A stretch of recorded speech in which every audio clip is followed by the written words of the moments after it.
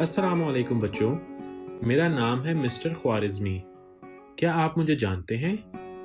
मैं 9th century का मुस्लिम mathematician हूँ। मुझे फादर ऑफ अलजेब्रा भी कहा जाता है और कुछ लोग मुझे ग्रैंडफादर ऑफ कंप्यूटर साइंस के नाम से भी जानते हैं। तो चले फिर हम अपनी क्लास शुरू करते हैं। फर्स्ट पार्ट के एंड पे मैंने आपको एक असाइनमेंट दी थी। उम्मीद है आप लोगों ने उसको सॉल्व करने की कोशिश की होगी। चलिए अब उसके करेक्ट आंसर्स देखते हैं ताकि आप अपने आंसर से उनको मैच कर लें। Number 1, set of multiple of 8 एक वेल डिफाइंड सेट है क्योंकि इसके सेट वेल डिफाइंड भी होते हैं और डिस्टिंक्ट भी। Number 2, the set of pretty ladies well defined set नहीं है क्योंकि हर शख्स के लिए प्रिटी होने का स्टैंडर्ड डिफरेंट होता है, इसीलिए हम कहते हैं खूबसूरती देखने वालों की आंख में होती है। Number 3, set of all large numbers भी एक वेल डिफाइंड सेट नहीं है क्योंकि लार्ज एक क्लियर टर्म नहीं है। Number 4, set of integers between 0 and 10 एक वेल डिफाइंड सेट है। Number 5, the set of intelligent student एक वेल डिफाइंड सेट नहीं है क्योंकि इंटेलिजेंट एक वेल डिफाइंड प्रॉपर्टी भी नहीं है। अब हम कुछ टेक्स्ट बुक से एग्जाम्पल्स देखते हैं। चलिए देखते हैं नीचे दिए गए सेट के एलिमेंट्स को कैसे लिखा जा सकता है।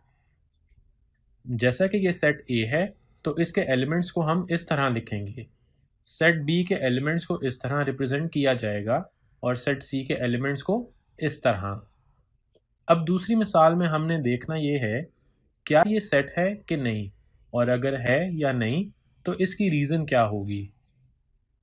नीचे दिए गए सेट्स में से A, C और F सेट्स हैं क्योंकि इनके ऑब्जेक्ट्स डिस्टिंक्ट और वेल डिफाइंड हैं, जबकि B और D सेट नहीं हैं क्योंकि इसके ऑब्जेक्ट डिस्टिंक्ट नहीं हैं, यानी कि इनमें एक ऑब्जेक्ट 2 टाइम्स आया है।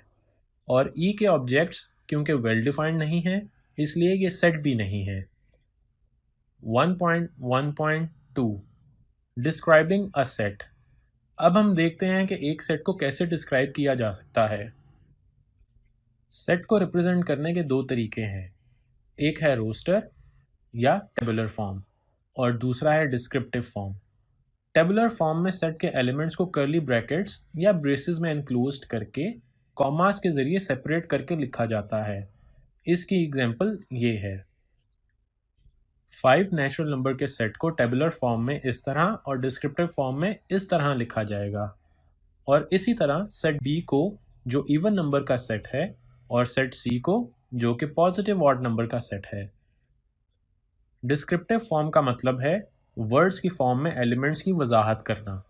अब हम टेबुलर फॉर्म की एग्जांपल्स को ही डिस्क्रिप्टिव फॉर्म में लिखेंगे, जैसा कि सेट A पहले 5 नेचुरल नंबर्स का सेट, और इसी तरह सेट B और सेट C की डिस्क्रिप्टिव फॉर्म ये है।